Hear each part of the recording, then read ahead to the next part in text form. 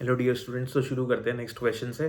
Question कह रहा है कि a charge particle is moving with uniform velocity V J cap through a uniform magnetic field B I cap and a uniform electric field E, then E is. तो हमारे पास एक charge particle है जो जे cap direction यानी कि plus Y axis की तरफ move कर रहा है, ठीक है। और जो मैग्नेटिक फील्ड है वो हमको दी हुई है माइनस आई कैप, तो B vector is B I cap, और जो मैग्नेटिक फील्ड की डायरेक्शन है वो नेगेटिव एक्स एक्सिस की तरफ है, ठीक है। तो क्वेश्चन पूछ रहा है कि बताओ इलेक्ट्रिक फील्ड कितनी होगी, और इलेक्ट्रिक फील्ड की डायरेक्शन भी पूछ रहे हैं वो। तो यहाँ पे अपन को एक बात क्लियर दी हुई है क्वेश्चन में कि वो यूनिफॉर्म वेलोसिटी से मूव कर रहा है। देखो, अगर यूनिफॉर्म वेलोसिटी से कोई चार्ज पार्टिकल इलेक्ट्रिक और मैग्नेटिक फील्ड में मूव करेगा तो इलेक्ट्रिक फील्ड की वजह से जो उस पर फोर्स आएगा, मैग्नेटिक फील्ड की वजह से जो उस पर फोर्स आएगा, वो दोनों इक्वल होंगे और अपोजिट होंगे, तभी तो वो यूनिफॉर्म वेलोसिटी से मूव कर पाएगा।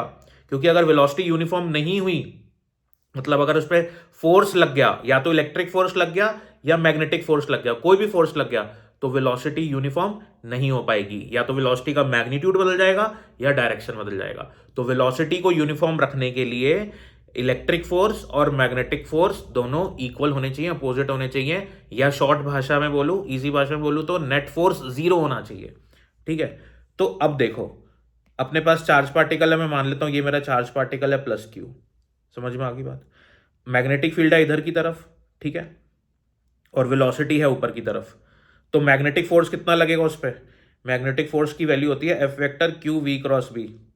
आपको मैंने बहुत सारी वीडियोस में समझाया है कि अगर आपको मैग्नेटिक फोर्स निकालना है ना, उसकी डायरेक्शन निकालनी है, तो फिंगर्स को फर्स्ट वेक्टर की तरफ पॉइंट करो, पाम को सेकंड वेक्टर की तरफ, और जो आपका थंब है वो आपको थर्ड वेक्टर की डायरेक्शन दे देगा। सीधी सी बात है। तो फिंगर को फर्स्ट वेक्टर की तरफ करता हूं, मैग्नेटिक फील्ड राइट हैंड की फिंगर्स को मेरे साथ करो।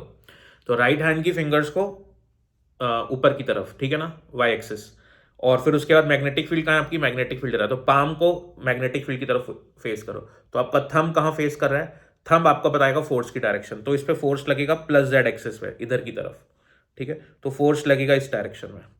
तो अगर मैग्नेटिक फोर्स इस डायरेक्शन में लग रहा है तो इलेक्ट्रिक फोर्स इसके अपोजिट डायरेक्शन में लगना चाहिए। सही बात है। और दोनों फोर्सेस का मैग्नीट्यूड इक्वल होना चाहिए, डायरेक्शन अपोजिट, मैग्नीट्यूड इक्वल, दोनों फोर्स एक दूसरे को कैंसिल कर देंगे। तो इसका मतलब मुझे ये पता लग गया कि इलेक्ट्रिक फोर्स इस चार्ज पे इधर लगना चाहिए, तो एफ ई वेक्टर इधर आना चाहिए, एफ एम वेक्टर होगा इधर, मैग्नेटिक फोर्स वाला वेक्टर इधर, इलेक्ट्रिक फील्ड का वेक्टर उधर। अब दोनों फोर्सेस के मैग्नीट्यूड इक्वल होने चाहिए। इलेक्ट्रिक फोर्स का मैग्नीट्यूड क्या होगा? क्यू ई, और मैग्नेटिक फोर्स का क्यू वी बी। क्यू से क्यू कैंसिल हो जाएगा, तो ई बराबर क्या आएगा?